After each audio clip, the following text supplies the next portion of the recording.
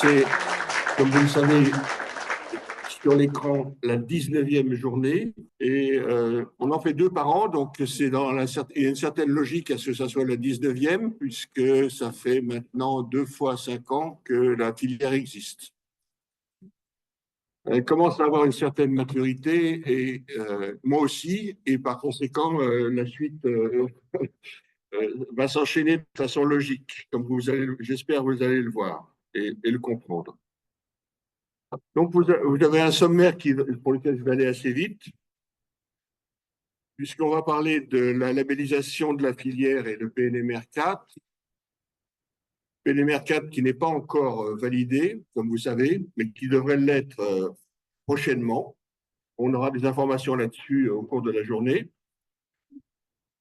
On va parler des missions de la filière et puis on pourra y revenir tout au long de la journée éventuellement. Et puis, il y aura des projets pour 2025 et dans la prise de parole de cette introduction, je vais parler entre guillemets, du passé et de l'actualité. Certains aspects de communication seront traités par Lucille qui est là. Et pour terminer, on passera la parole à Valentine Brousse qui nous parlera de la prospective. Alors, la campagne de labellisation, elle était annoncée de longue date puisque les mandats de filière, c'est 5 ans.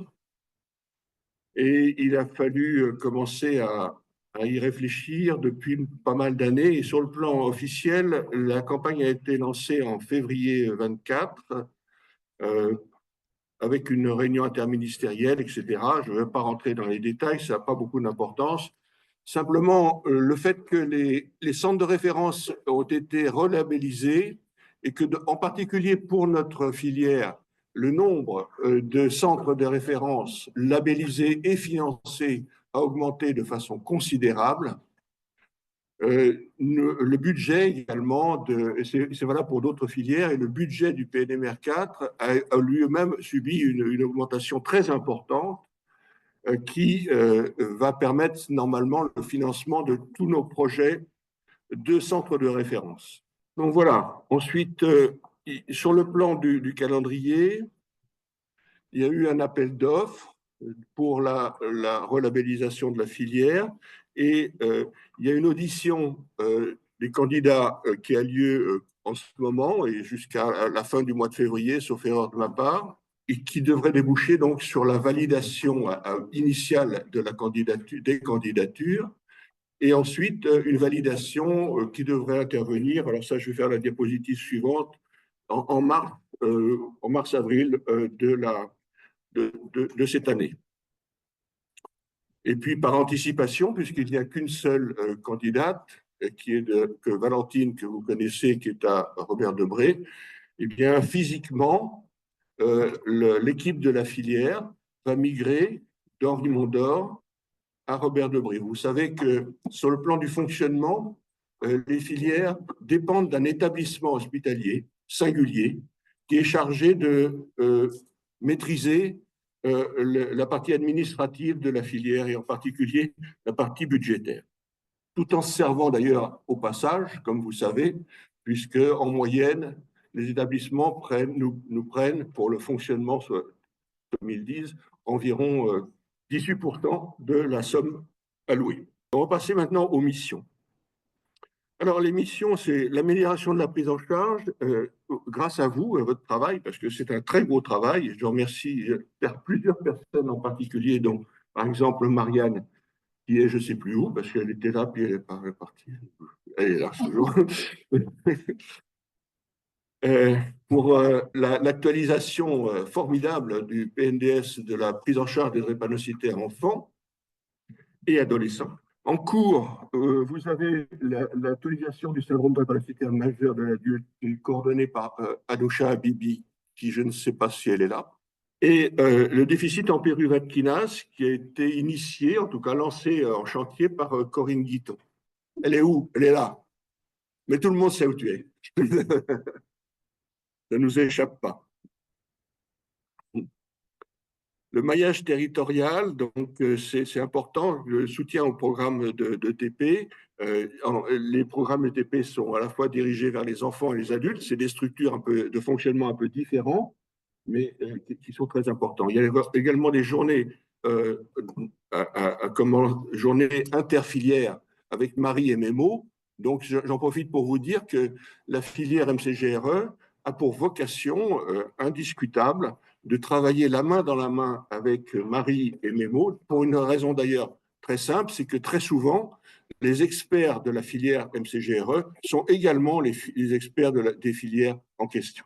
Donc, l'amélioration de la prise en charge, le rapport BNDMR. Alors, BNDMR, ce n'est qu'une évaluation des patients qui ont été signalés dans le système BAMARA.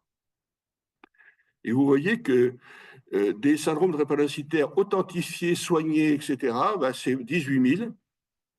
1400 bêta-thalassémies. Alors là, il y a une petite nuance parce qu'on n'est pas sûr et certain que l'ensemble des bêta-thalassémies soient des formes intermédiaires ou majeures. Mais en tout cas, elles ont posé un problème clinique à ce moment-là. Et puis les alpha-thalassémies, qui sont beaucoup plus nombreuses qu'on pouvait l'imaginer, les alpha-thalassémies symptomatiques. Et ensuite, je vous laisse lire la suite, mais il n'y a jamais de choses véritablement anecdotiques.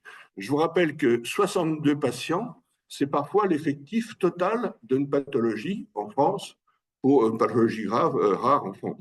Donc, de ce fait, la population que nous soignons est globalement une des plus importantes des populations soignées dans les filières maladies rares, et singulièrement la drépanocytose arrive en deuxième position de l'ensemble des maladies rares soignées dans l'Hexagone et au-delà. Les RCP, je vais aller assez vite, mais c'est extraordinairement fructueux. C'est étonnant l'importance que ça a pris. Et ça permet vraiment de traiter une multitude de problèmes, de situations, tant pédiatriques que chez les adultes. Je ne peux pas rentrer dans tous les détails, il y en a trop. Certains groupes de travail et RCP sont liés, travaillent vraiment la main dans la main et aboutissent à des recommandations. L'amélioration de la prise en charge, c'est le diagnostic génétique. Ça aussi, c'était une grande innovation de la période de la filière, avec la possibilité d'avoir des études génomiques étendues ou ciblées selon les situations cliniques et biologiques. Et puis, bien entendu, un très, très gros travail du groupe de travail de la filière diagnostique qui est emmené principalement par Philippe Joly et qui a permis vraiment d'y voir beaucoup plus clair, mais il pourra peut-être prendre la parole à un moment donné pour dire qu'il y a encore beaucoup de boulot à faire. Donc ensuite, bien entendu, il y a des centres, il y a des groupes de travail, des centres de travail coordonnateurs Métropole, Réunion, Mayotte, en collaboration avec le SAMU. Ben, je ne vous fais pas de dessin pour ce qui est de Mayotte.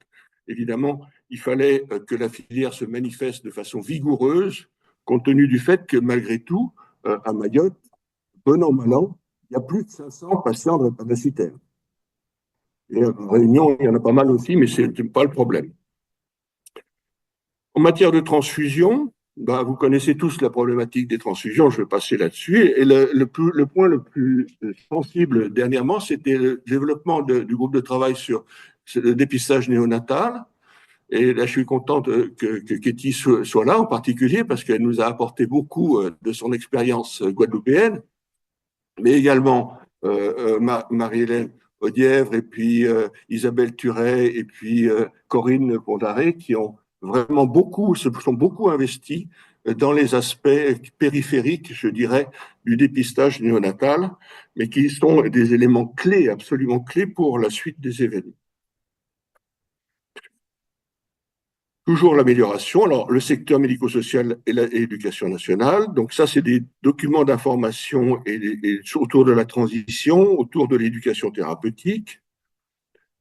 Ensuite, la coordination de la recherche fondamentale, translationnelle, clinique et organisationnelle, ben, c'est des projets, des travaux de recherche multiples et dans lesquels la filière ne s'implique pas nécessairement directement, mais fait tout ce qu'elle peut pour les favoriser et favoriser les échanges autour de ces projets.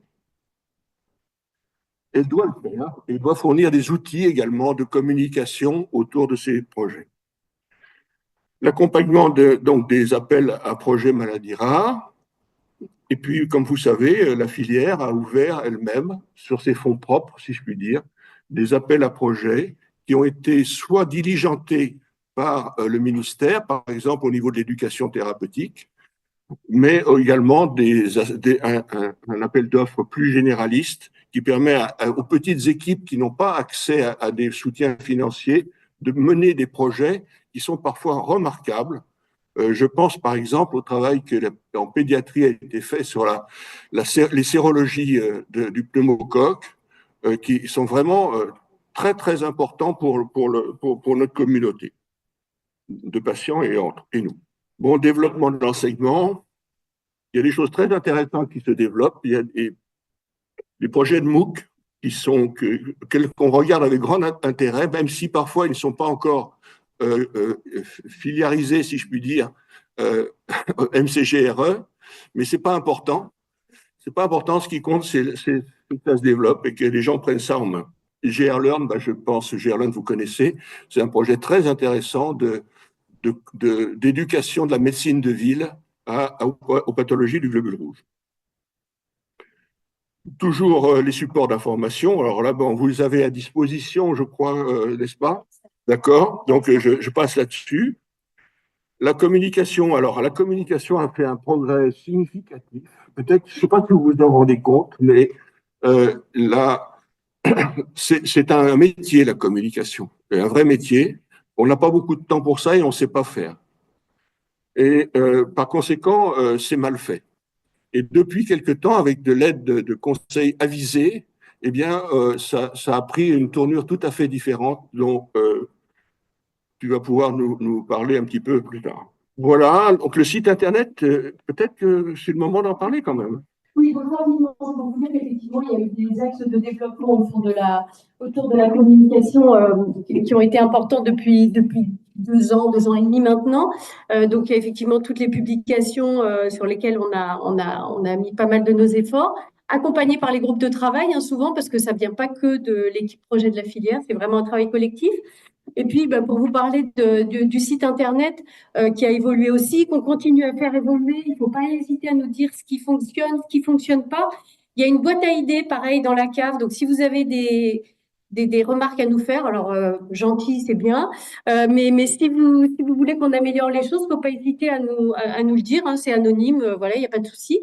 Et donc, on a également développé sur le site internet, donc en plus de l'espace membre, en plus de l'espace public, un espace membre qui permet au groupe de travail de retrouver tous les comptes rendus qui sont développés dans leur groupe respectif, qui vous donne aussi un certain nombre de dates de la filière importante, et puis dans lequel vous pouvez également trouver pour les membres du COPIL tous les comptes rendus du COPIL. Voilà, et puis je vous ai mis à côté une petite image là pour vous montrer que on a régulièrement de nouvelles personnes qui arrivent sur le site internet. Donc, on développera un petit peu plus tard on vous montrera de manière plus précise comment le site internet a évolué en termes de développement. Voilà, c'est tout ce que je voulais dire. Je vais repasser la parole.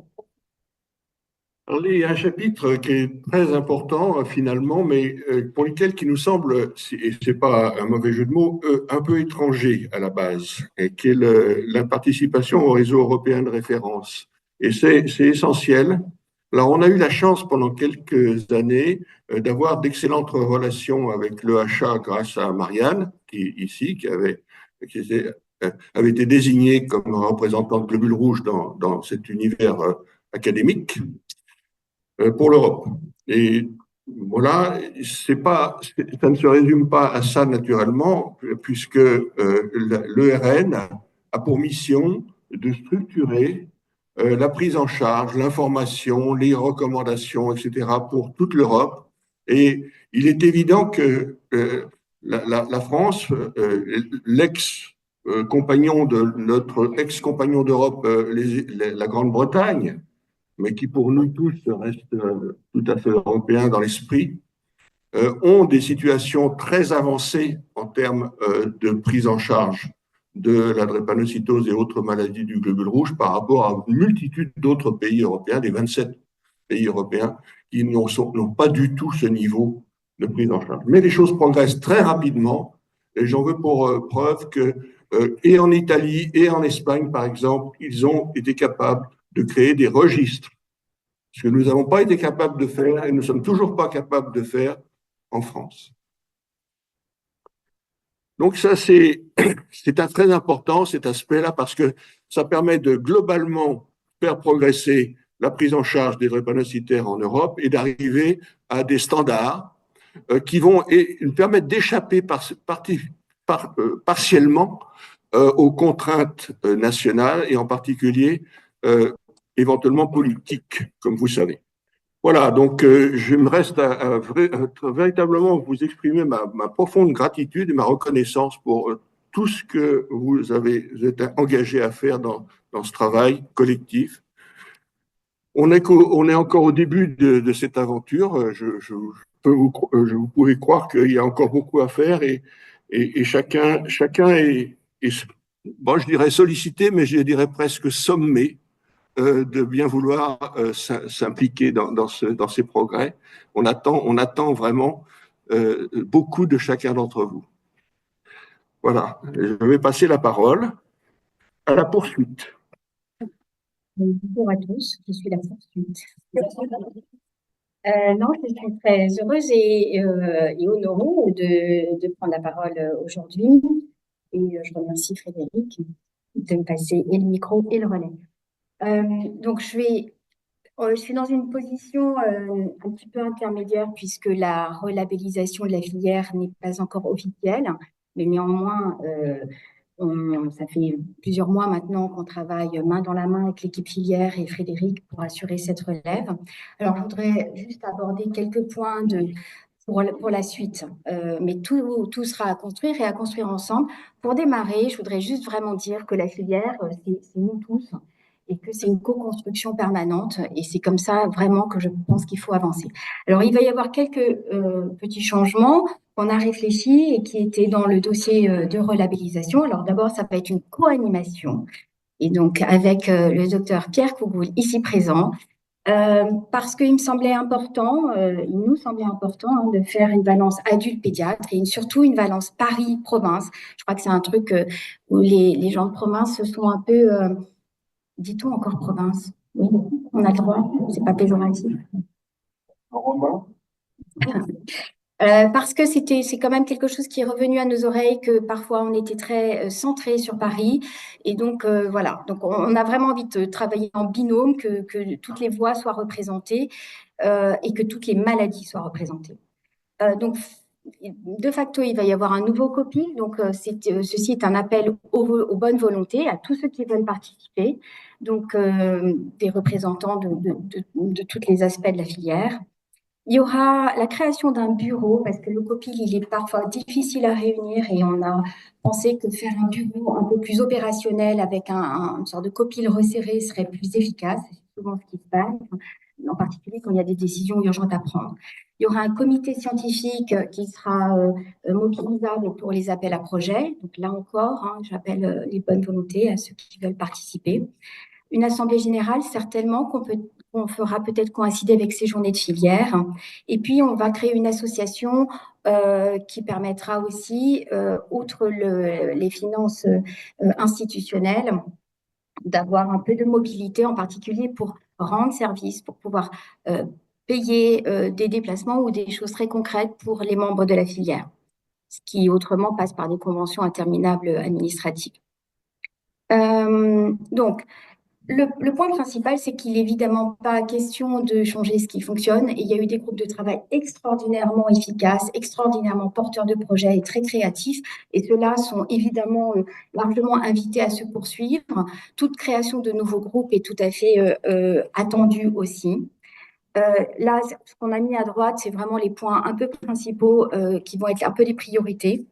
On va essayer de faire valider en formation continue un certain nombre de choses qui sont déjà faites pour que ce soit valorisé, que le travail que tous les membres de la filière mettent dans la filière soit valorisé. On va effectivement essayer de porter davantage la recherche et de la promouvoir et de l'aider et faire en sorte que la filière soit vraiment une plaque tournante pour favoriser tous les aspects de la recherche, donc tous ces aspects dans toutes ces thématiques. Et puis, Frédéric l'a dit, hein, je ne vais pas beaucoup en parler plus, mais ça fait partie de l'axe 4 du PNMR 4, c'est de monter à l'international, en particulier européen. Il faut que la filière, que nos centres de référence, nos centres de compétences, que tous les acteurs de la filière soient vraiment présents au niveau européen, parce qu'il y a d'autres pays, et nous, malgré notre force, notre puissance, on est assez peu représentés. Alors, voilà, ça c'est un tableau avec un budget. Qu'est-ce que ça signifie? Ça signifie que la filière, elle a un budget qui est quand même assez conséquent, vous voyez, un peu plus de 900 000 euros. Cet argent, c'est le nôtre, tous ensemble, collectivement. On doit le gérer avec beaucoup de mesures, mais il est à la disposition de tous. Donc, ça sera évidemment des décisions de copil sur l'affectation des budgets, mais globalement, cette année, comme par le passé, il n'y a pas de changement budgétaire majeur. Il y a des charges qui sont des charges de personnel qui ne vont pas varier. Et après, on décidera ensemble comment affecter cet argent-là et à qui, voilà, qui pourra en profiter le plus et ça, de façon collective. Alors, dans les axes de travail, je vais aller assez vite parce que de toute façon, on a des objectifs et on a des axes de travail qui nous sont demandés par le ministère. Donc, on va poursuivre les choses qui fonctionnent très, très bien. Évidemment, les PNDS, l'ETP qui est extrêmement active de manière générale dans nos thématiques. On va réfléchir aussi à la médiation transculturelle qui nécessite aussi de l'investissement et évidemment poursuivre les RCP nationales et régionales. Il y a des aspects qui seront peut-être à développer, qu'on discutera ensemble, en tout ça, tous ceux qui peuvent faire remonter des idées et des demandes, on sera évidemment là pour les accompagner, en particulier toutes les problématiques liées aux migrants et l'amélioration de l'articulation avec le secteur social qui continue à poser problème dans beaucoup d'endroits, et particulièrement en tout cas en Île-de-France. La recherche, alors, on a mis la BNDMR ici. On sait que ce n'est pas un outil de recherche, mais on est tenu également de continuer ce codage, cette exhaustivité, en essayant d'être précis, malgré toutes les limites qu'on sait. Mais je salue à ce propos le travail considérable de Catherine Cousa qui aide, et avec ses attachés de recherche clinique, qui aide à ce codage. On va poursuivre les appels à projets et probablement les augmenter. Les bourses aussi pour faire voyager et participer les plus jeunes au congrès. Il est prévu, outre, je ne crois pas qu'on en a parlé jusqu'à présent, mais on a, pour ceux qui ne le savent pas, il restait un budget fin 2024 et il y a une convention, Véronique Baudin-Creuset va en parler tout à l'heure, il y a une convention qui a été signée avec le Club du Globule Rouge et du Fer pour sécuriser cet argent-là et permettre des appels à projets. Et on va faire un partenariat également avec l'INIDEX, le LABEX GEREX, qui a été relabellisé cette année, de manière, là encore, à favoriser la participation à ces appels d'offres. Et puis, on va, je pense, il me semble important de renforcer le groupe de travail médico-psychosocial et de l'accompagner, là encore, sur cette thématique-là.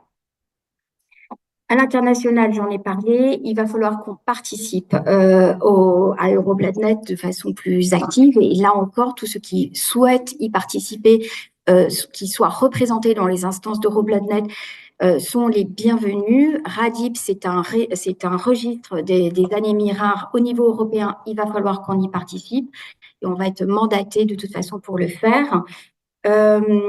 Voilà. Et puis, il y a un énorme projet européen qui s'appelle Jardine, que je ne vais pas développer ici, mais qui fait aussi partie de ce à quoi on va devoir participer. En formation, on va continuer à organiser ces journées d'information de la filière de façon biannuelle. Je pense que c'est un moment assez chouette de se retrouver, de travailler ensemble et de monter de transmettre des informations. Pareil pour les MOOC, les webinaires. Voilà. Et comme idée aussi, on a celle de créer peut-être une journée dédiée aux professions paramédicales. Je pense que le côté soignant et en particulier infirmière est peut-être pas assez représenté dans nos filières et peut-être qu'on va pouvoir réfléchir à faire monter en puissance certaines infirmières, notamment par la pratique avancée. ça me semble être particulièrement adapté dans les pathologies qu'on représente.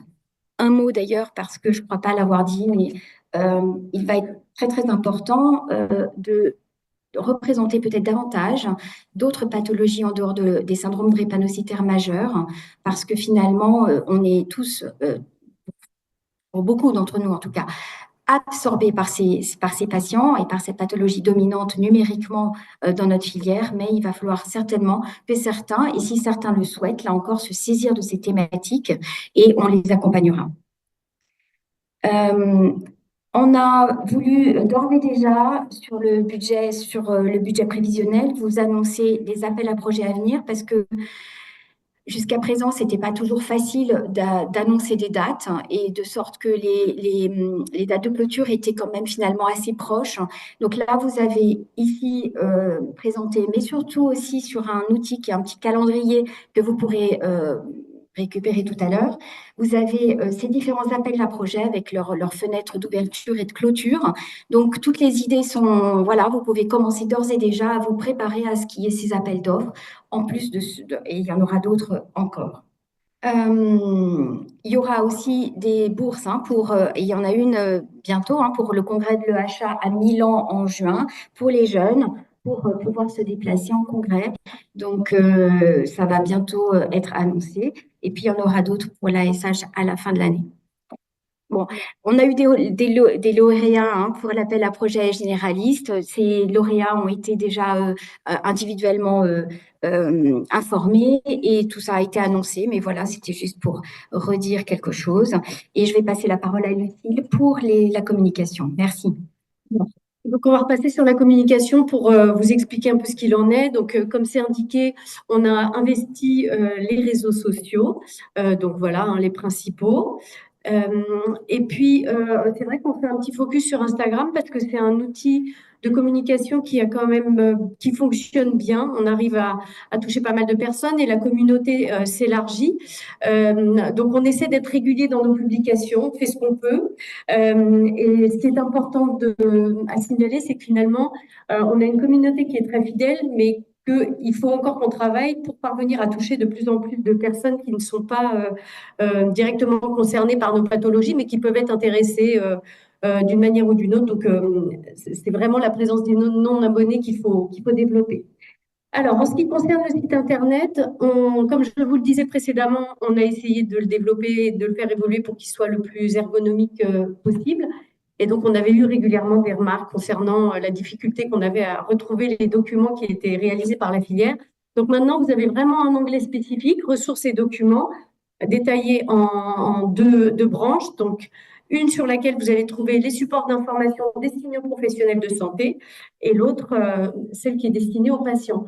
Donc là encore, n'hésitez pas à nous solliciter via l'adresse contact ou via nos adresses à chacune d'entre nous et vous nous demandez ce que vous voulez, le nombre, une adresse précise de livraison et on vous envoie le colis.